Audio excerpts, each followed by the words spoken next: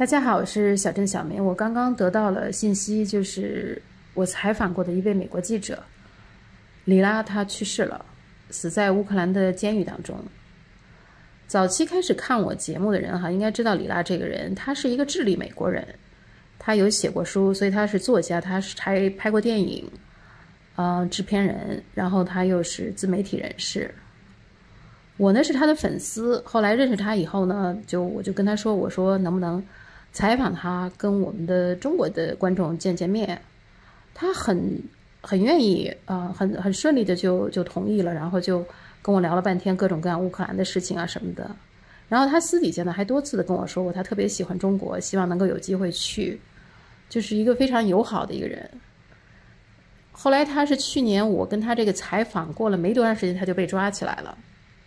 抓起来以后呢，过了大概1-2个月吧，又被放出来了。就是有人帮他忙，应该是那个英国的一个自媒体的人士，那个人自己曾经是英国的政府里面的人士，叫 George Galloway。我认为是他在使的劲儿让他出来了。出来以后，后来过了没多久，他又被抓进去了。然后这一次呢，情况就比较严重，就看来就没有人能帮得了他了。然后就是最近呢，他有写了这么一张纸条给他的家人，这张纸条上的字不是很清楚，大致的意思就是说，我现在得了很严重的肺炎，警察在这个监狱里头也没有人管，也就是说没有人去帮他治疗了，那是肯定的，大致就这个意思吧。可以想象他在监狱里头生了病，他自己身体其他的状况本身可能也不是很好。他是美国公民，他是智利美国人。美国政府如果想把他放出来的话，给乌克兰打个电话就完了，对不对？或者说大使馆跟乌克兰外交部说一下，这肯定是很简单的事情。但是美国政府呢就是不想让他出来。说句老实话，没有美国政府的允许，他第2次被捕应该就不会发生。所以这个肯定是美国政府是默许了的事情，等于他就是最后在监狱当中被折磨死的，就是这样子。美国政府恨他的原因是他是说实话的人，美国政府就是不喜欢说实话的人，比如说阿桑奇。我就想纪念他一下，就把我上次跟他的采访，再给大家看一下。So let's start. Now, my first question would be for you, since you are inside Ukraine.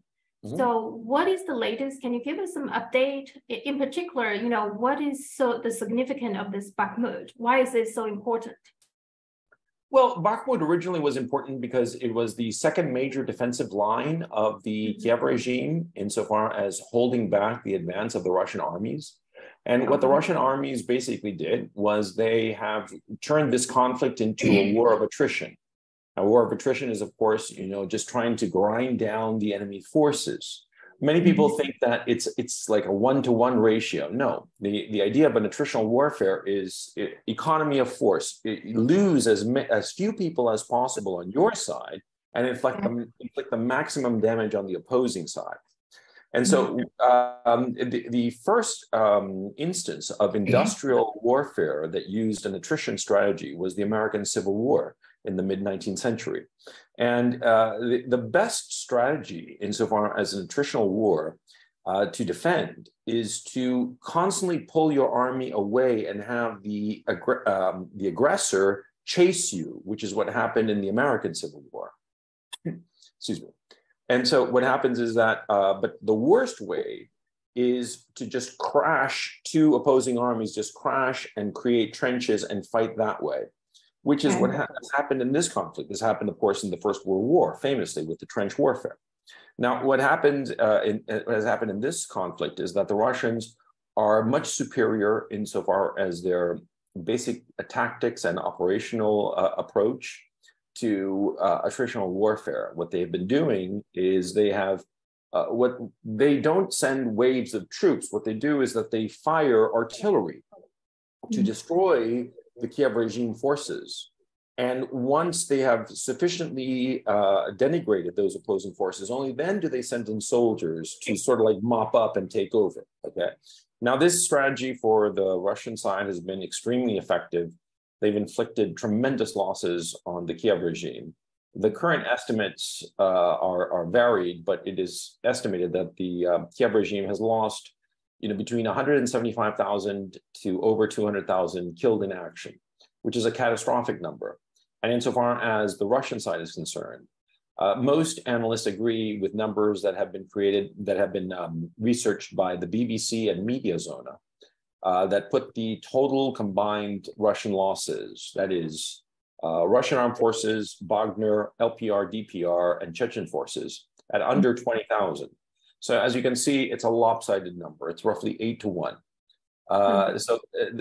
So on the one hand, the Russians are destroying the Kiev regime forces, and on the other, not only are they destroying them in such a lopsided number of 8-1, but the Russians themselves have so much more in reserve. So the outcome of this conflict is not in doubt.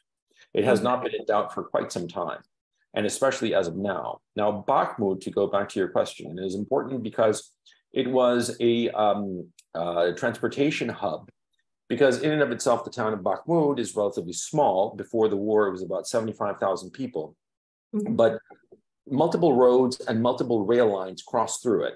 And that's why it became originally a very important hub in the defensive line of the Kiev regime, so they could move material and equipment back and forth.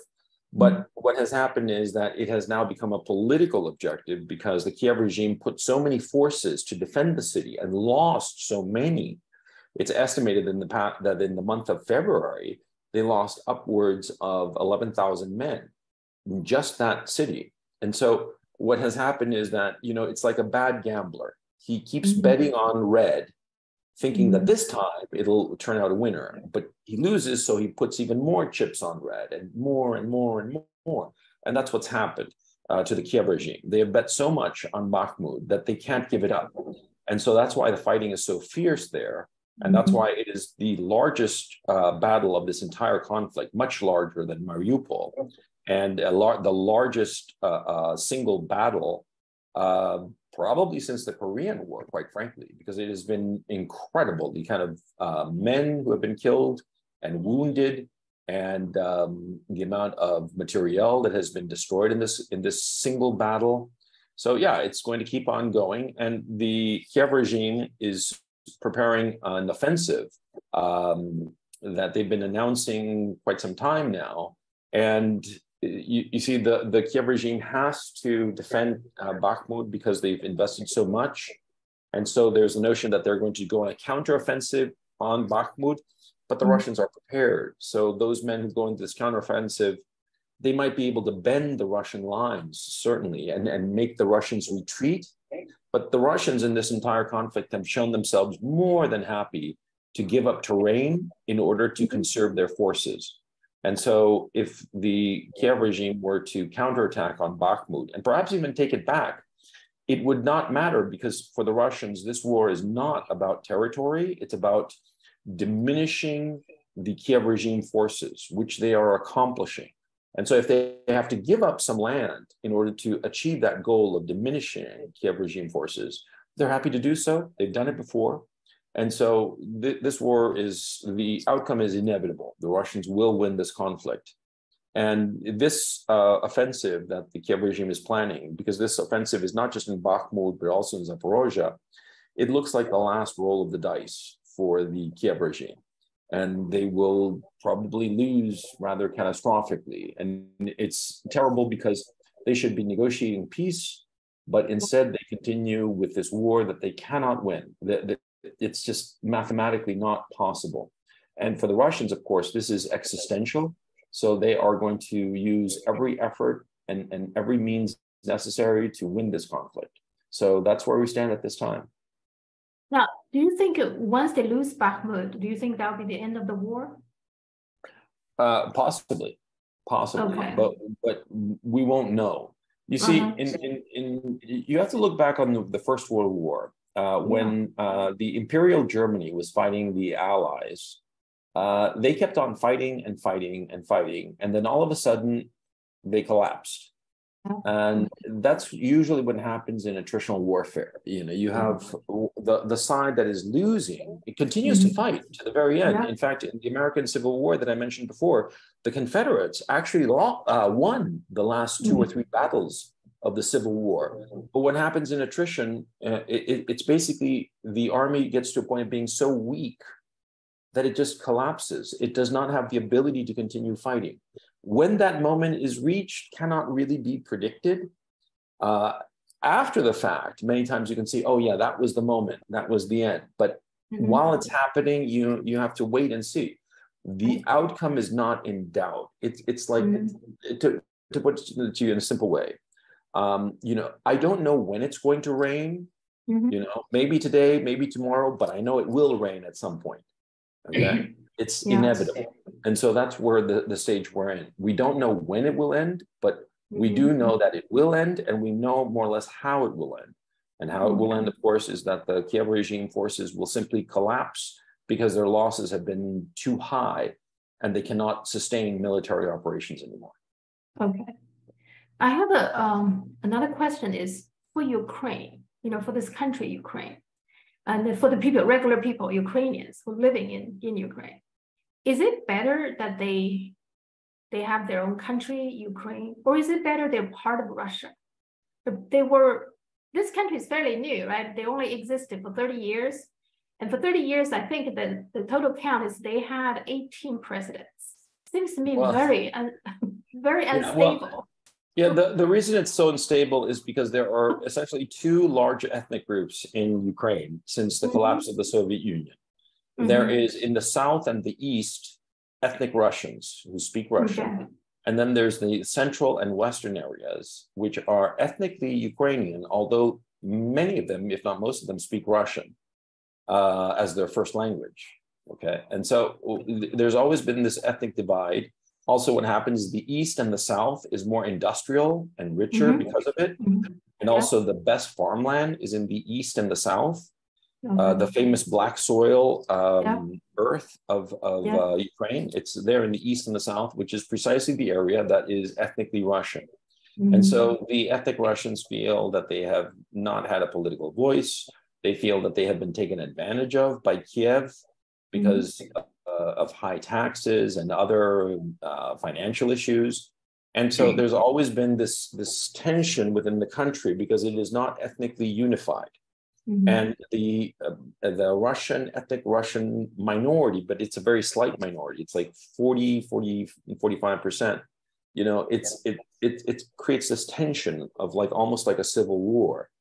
Now, if you were to ask the ethnic Russians, would they prefer to be part of the Russian Federation? Most certainly. The areas that were annexed by Russia, Zaporozhye, Kherson, Lugansk and Donetsk, they voted overwhelmingly to join the Russian Federation because they are Russian, they are ethnic Russian. And over the past 8 years, they have been consistently being shelled and attacked by the Kiev regime. And so they, of course, want to join the Russian Federation. Other areas of Ukraine, you'd have to look at each individual area. But the five that Russia now controls, which is Crimea, Lugansk, Donetsk, Zaporozhye, and Kherson, they all want to be part of Russia, and they are part of Russia, and they're never going to leave Russia at this point. I mean, it's already signed, sealed, and delivered. But the other areas that are predominantly Russian, like Kharkov, where I am located, Sumy, Dnipropetrovsk, or Dnipro, as it's currently called, those will likely, I think, become part of the Russian Federation. Because I do believe that in this conflict, since the Kiev regime refuses to negotiate because of the Western powers that control the Kiev regime, that they're going to have to fight to the bitter end.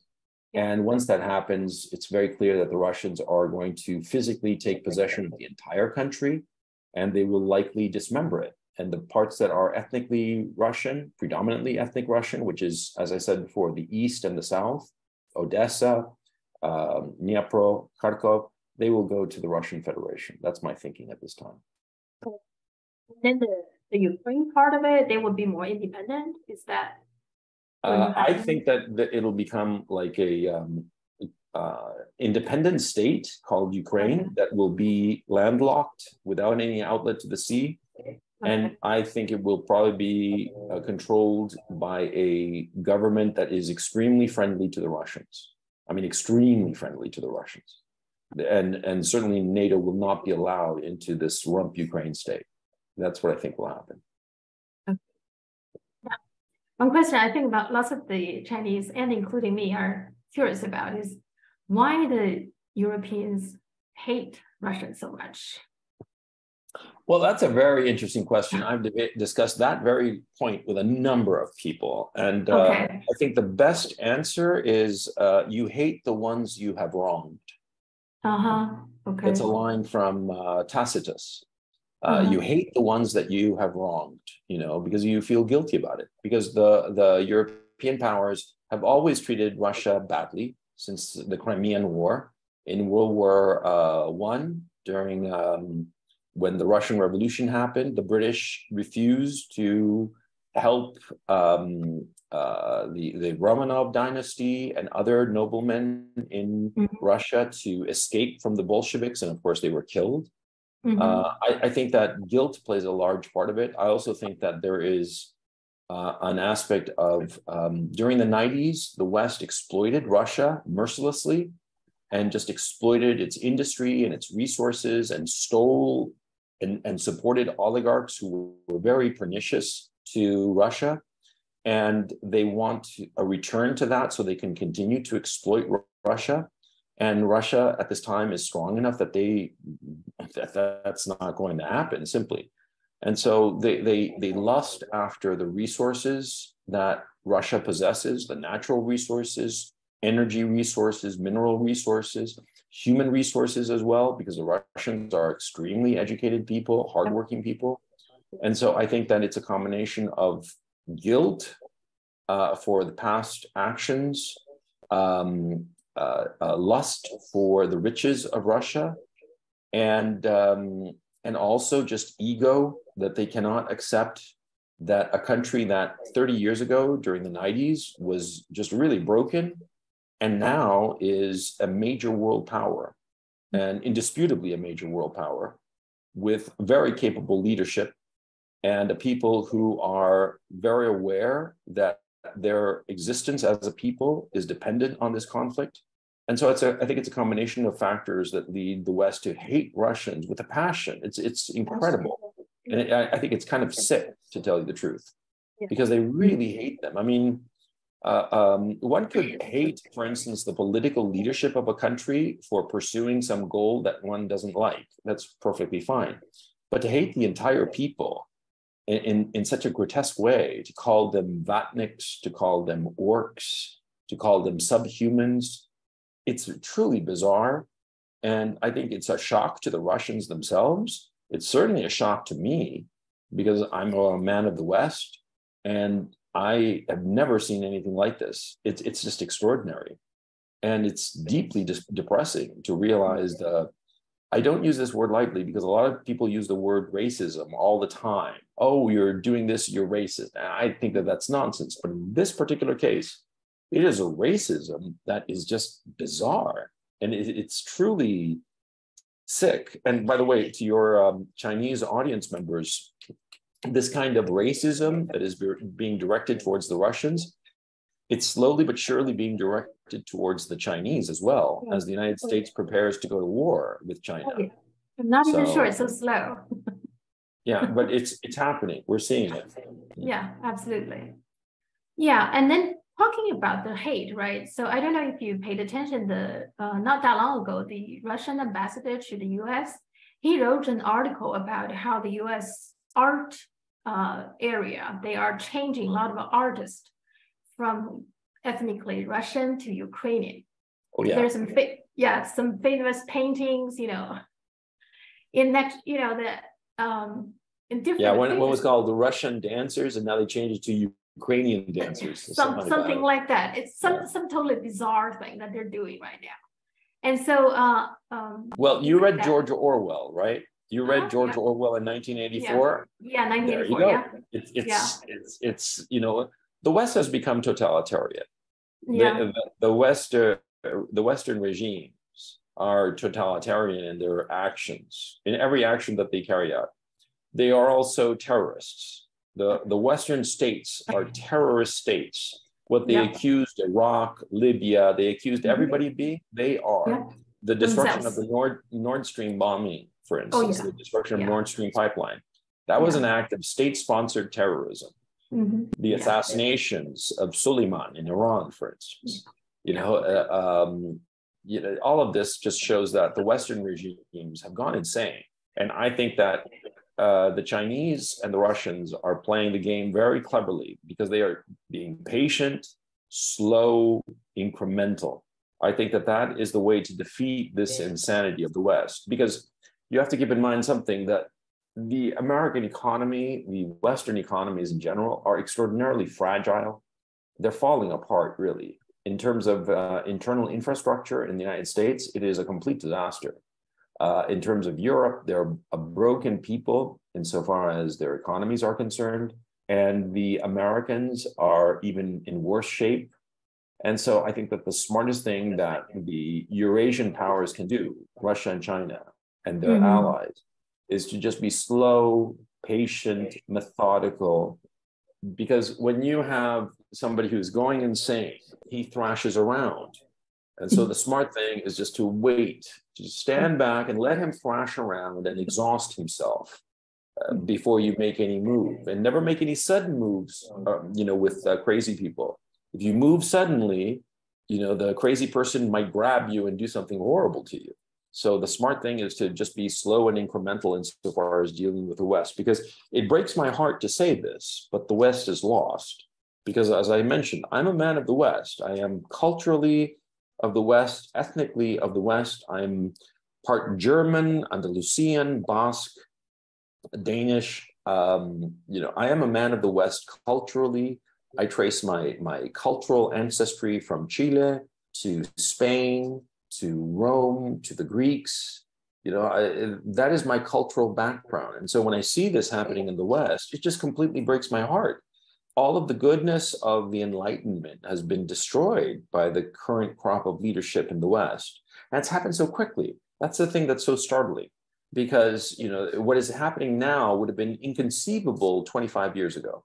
The actions of the Biden regime or the Western regimes, in France, in Germany, in the UK, 25 years ago, people would have said, that's impossible. We would never do such things, but they are doing them now.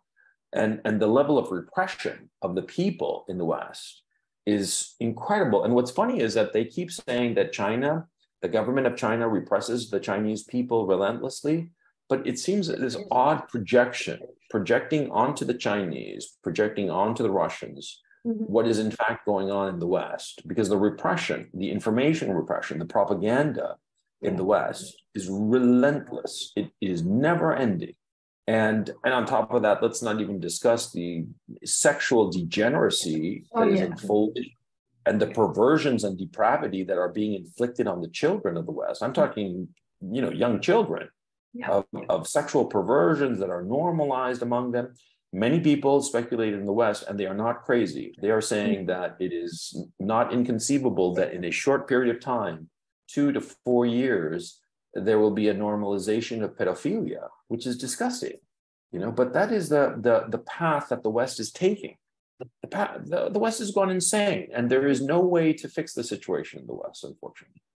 Yeah, and that's part of the question I have is that Scott Ritter, because of the ambassador wrote that article about destroying Russian culture, that kind of thing. So Scott Ritter wrote an article. In his article, he mentioned that there is a lack of really good people who understand Russia working at the US government. I think the same is true about China. I don't see any really competent people who understand China working in the US government. Maybe that's true with Iran, with Venezuela, with just any number of countries that there seems like a lack of really capable people who understand others. Yes, now, exactly. Why is that? Why don't they that's a very good question. I've given it a great deal of thought, as a matter of fact. And what has happened is that the people who are in leadership positions today, they arose within very stable institutional frameworks. And so they have extremely limited experience with the rest of the world. On top of that, there has been a cultural fashion in the West over the last 50 odd years of prioritizing the subjective experience as opposed to trying to empathize with the other, okay? And so what I feel is more important than what you feel. I don't care about what you feel, it's what I feel, okay?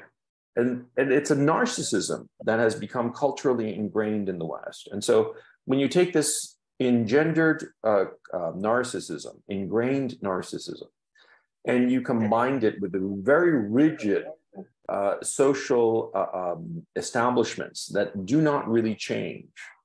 So you start having a leadership class that emerges that has very limited experience, if no experience at all, with people from other cultures, and no interest in understanding the point of view of the other. They only care about themselves. And so they demand that the rest of the world, like spoiled children, they demand that the rest of the world act as they want them to, as opposed to understanding the point of view of the other, understanding the priorities of the other, and adapting so as to work together.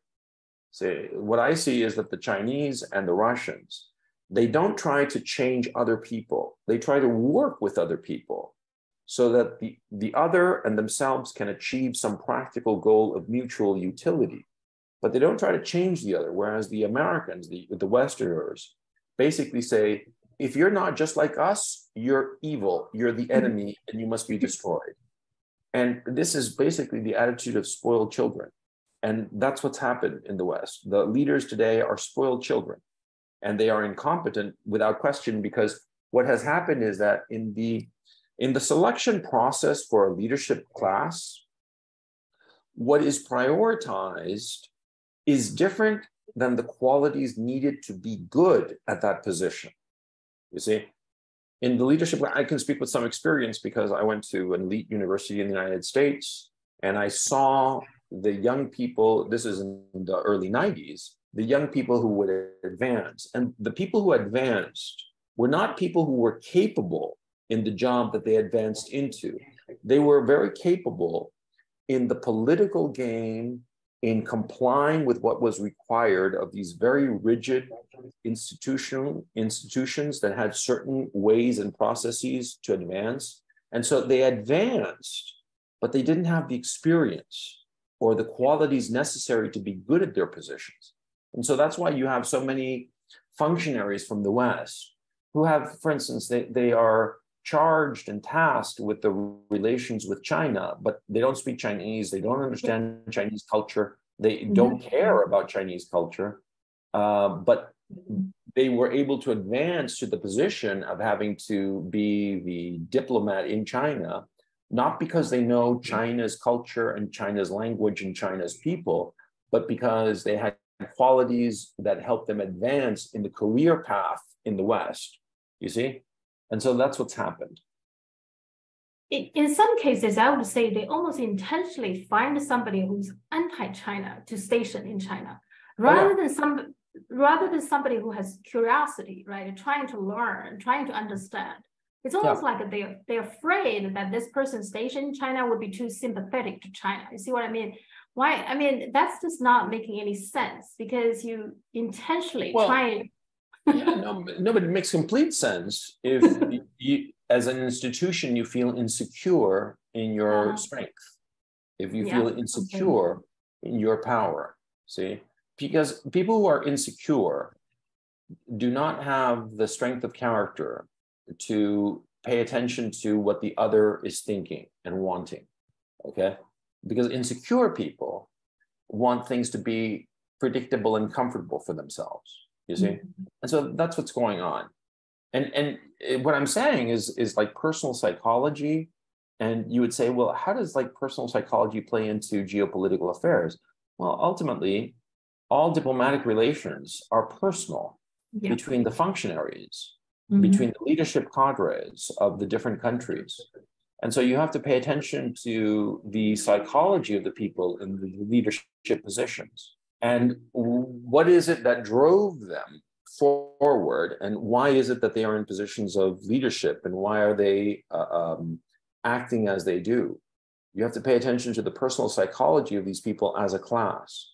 And see, when you start looking at it from that point of view and understanding that the pressures that these functionaries in the West had in order to succeed were not the pressures that would bring out the best people, but rather the people who were most compliant, most willing to go along with an established ideology.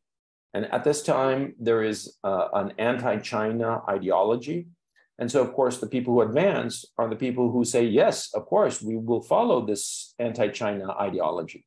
We're not going to pay attention to China. We're not going to try to understand China or the Chinese people or their concerns or their ambitions. We're just going to follow along with our ideology, however divorced from reality it might happen to be, which is what's happening in the West. And that's why you in China and people in Russia, they come across representatives from the West who openly hate them. There's the new ambassador in the Kremlin, American ambassador in the Kremlin, and she very clearly doesn't care about Russia. She speaks Russian, but she doesn't care about Russia. She's not interested in Russia. She just wants to advance the interests of the United States at the expense of Russia, as opposed to acting in partnership with Russia, which is the way adults behave. See, I mean, you have to understand these people from the West, they're spoiled children. If there's anything that your audience takes away from this conversation that we're having, is that understand that these are spoiled, insecure children who do not care. They just want, because just like children, I mean, we've all had to deal with small children, and small children are egotistical. They just want me because they're children, right? But as an adult, you realize this adult I'm facing has certain desires. I have certain desires. How can we work together so that we have both, if not achieve everything that we want, at least achieve the important things that we both want? That's the adult attitude. But there are no adults in the West.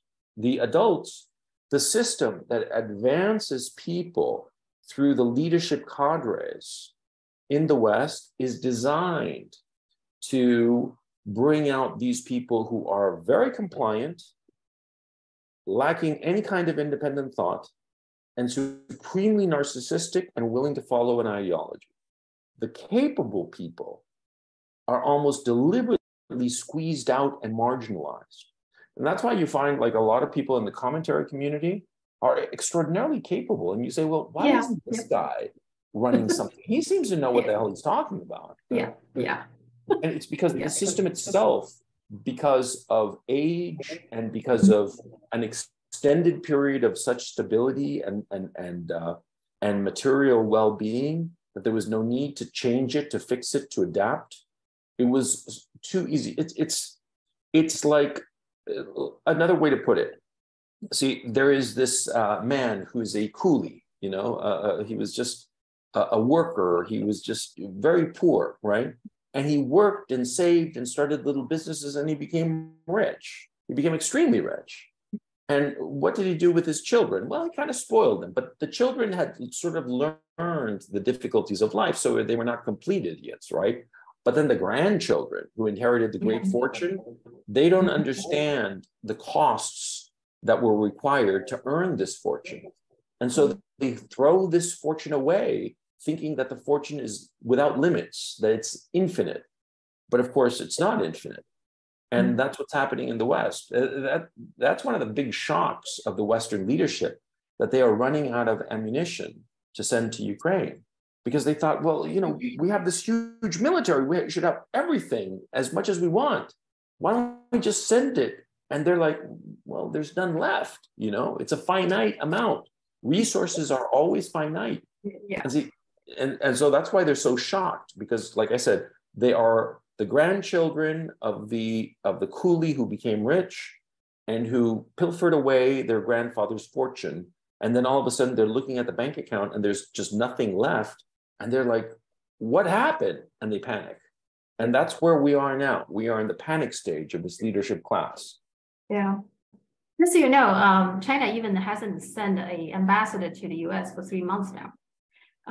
That's very serious. That's extremely serious. Because I think the last time they sent their ambassador here, Blinken didn't even meet him. which is very unusual. You know, it's an important country's ambassador. That's an insult. That's exactly. an insult. Yeah. And then what happened was when he finished here, he actually was promoted to become the foreign minister. Right now, the foreign minister in China is a former ambassador to the US. And Blinken kind of like awkward with him because, you know, he wasn't very polite, very nice to him. And then with that, I think they need to send a new one. They just decided, well, if you're going to treat him with no respect, we're just not sending anybody. I think that's where. That's terrible. That's terrible. That's what's going on right now with China. You know, the two. I mean, it's completely unsurprising that your current foreign minister was a former ambassador to the United States, of course, because who are you going to send as your ambassador to the United States? You know, the global hegemon, and you're one of your principal trading partners. You're going to send your best guy. Yeah. And so it's unsurprising that he would go from being ambassador to the United States to being a foreign minister. Perhaps it could have been that he didn't become foreign minister, but he'd have some high level position. So for Blinken to not even have accepted his accreditation and welcomed him to Washington, frankly, it should have been the president of the United States who would accept him as his credentials and welcomed him, because he, as a practical matter, again, you know, just a little bit of forethought as an adult. You're thinking this ambassador, he is likely going to be a big deal later. So it's good, if only as a pragmatic sense, to have a fluid and business-like relationship. But they act like children. This is the attitude of spoiled children, spoiled, arrogant children. So just so you know, there is no ambassador right now from China. And the Chinese eventually will probably send somebody. I mean, it's probably just a message that they're sending, but it's just stupid. And in diplomacy, you know, the whole point of diplomacy is always keep the avenues for conversation open. But the Western diplomatic corps, both European and American, they have this bizarre notion that diplomats have to go to war with each other and you have to ignore what the other side says. Again, the attitude of children, of spoiled children, you know? Because of course, you know, you can listen to what somebody else has to say and not like it, not agree with it, and not carry it out, but you at least listen, okay? Because it's always better to have the communication channels open as opposed to closing them out of just petty ideology or some nonsense. But that's what they're doing because they're incompetent. They're incompetent, and this is the great danger for China. These incompetent people can, in their incompetence and their failure, they can wind up doing terrible damage and make decisions that you can't take back. And the Chinese are going to have to, the Chinese leadership is going to have to be extremely patient and careful. I don't know, because I truly believe that there is going to be a war between the United States and China. I mean, I don't say it with any kind of happiness. On the contrary, I think it would be a catastrophe for the world. But I do believe that the Americans are in such a panic mode and their situation is so spiraling out of control that I think that they will decide that a war with China would be a good thing and would somehow fix all their problems, just like the Second World War fixed so many problems for the United States. But of course, the world is very different today than it was in 1941. And the world of today, if the United States were to go to war with China, it would be a catastrophe for the Americans.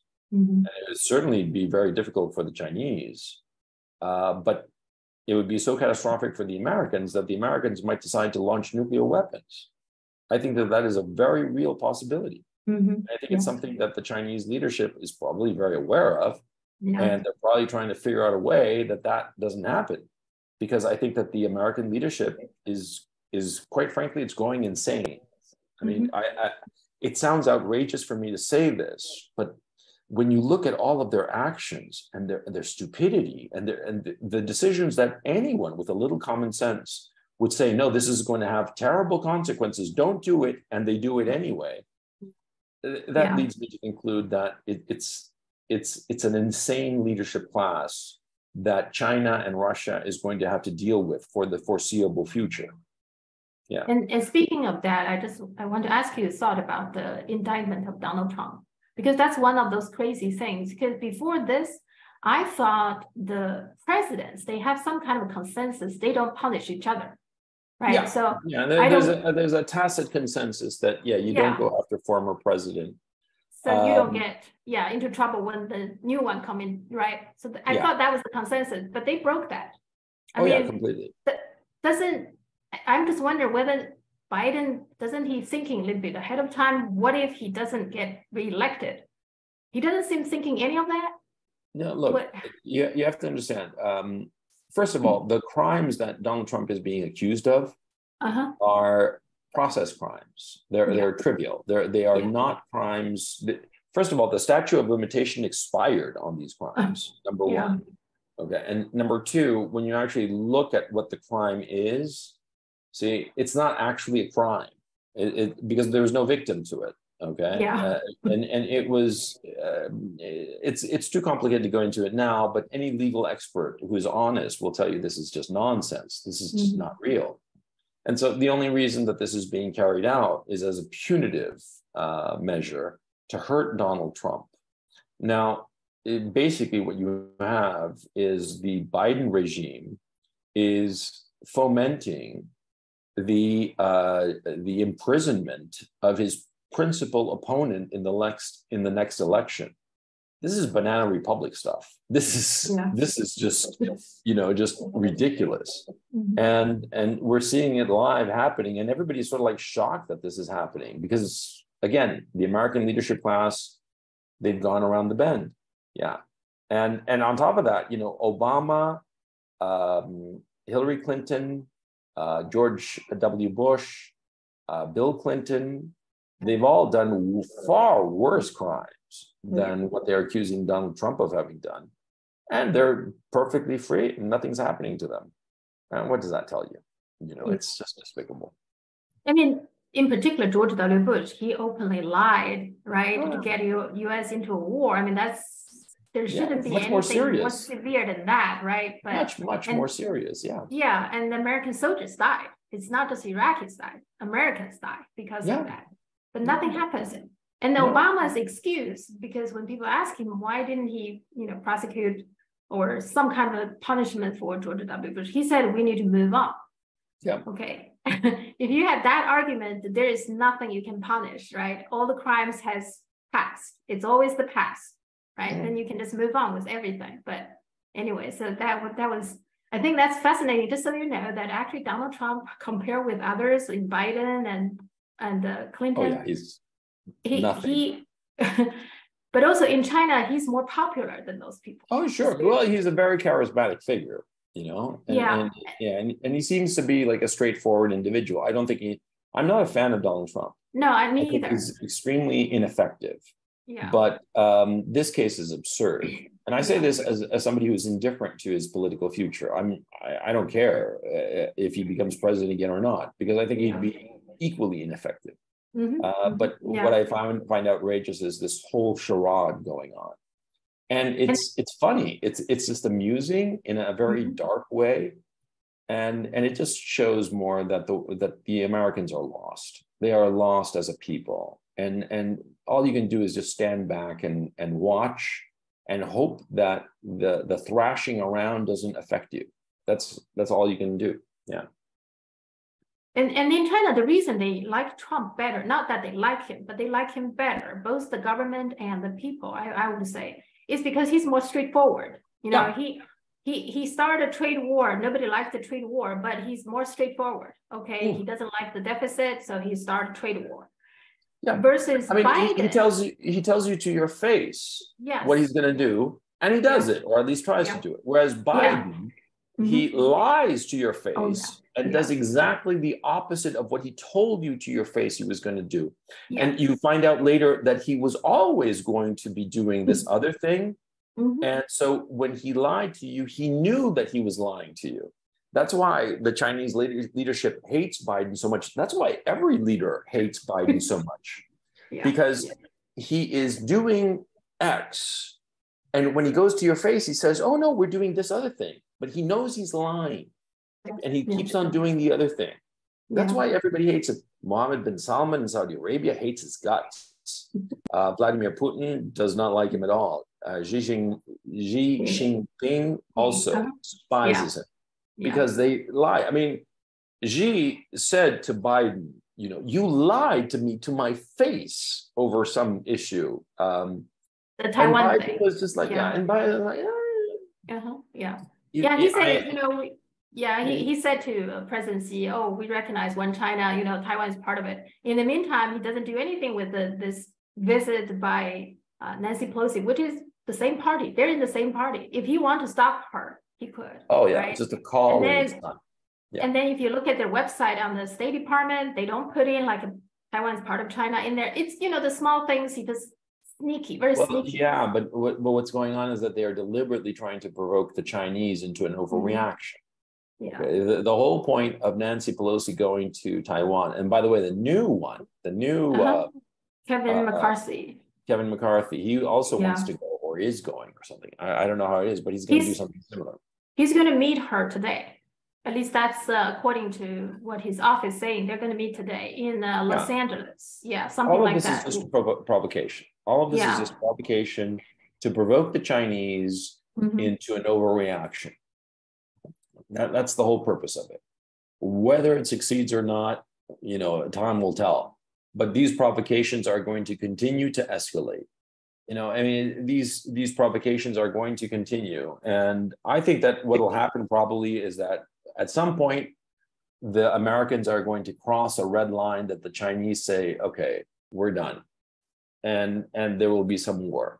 You know, insofar as this SMO is concerned here in Ukraine, the United States, under the guise of NATO, provoked the Russians, provoked them, and then finally the Russians said, okay, we're just going to have to go through with this war. You know, I mean, that's the American mode of action. And they always say the same thing. Oh, you know, they attacked unprovoked. No, that's a lie.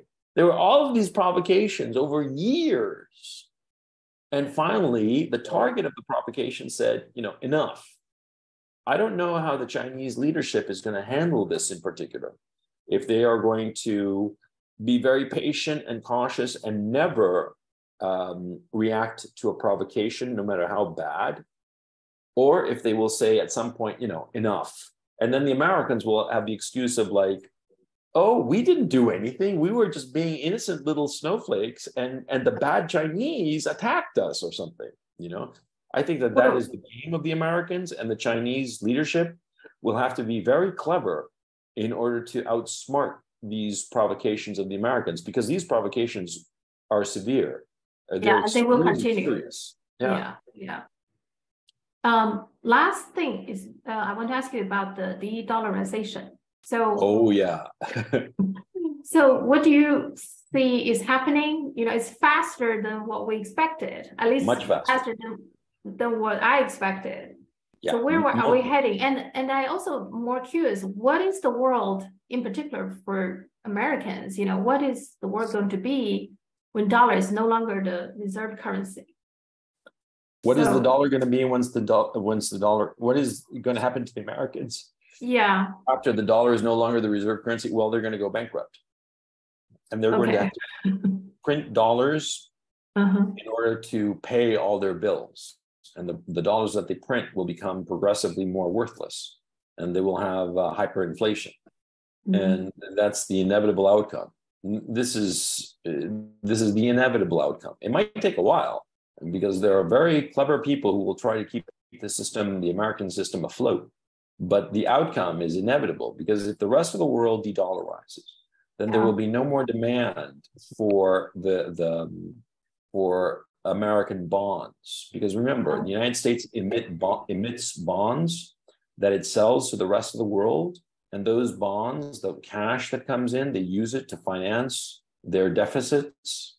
And see, if the rest of the world stops buying treasury bonds, then the only solution is for the American Federal Reserve to start printing more money so that the American government can pay its liabilities.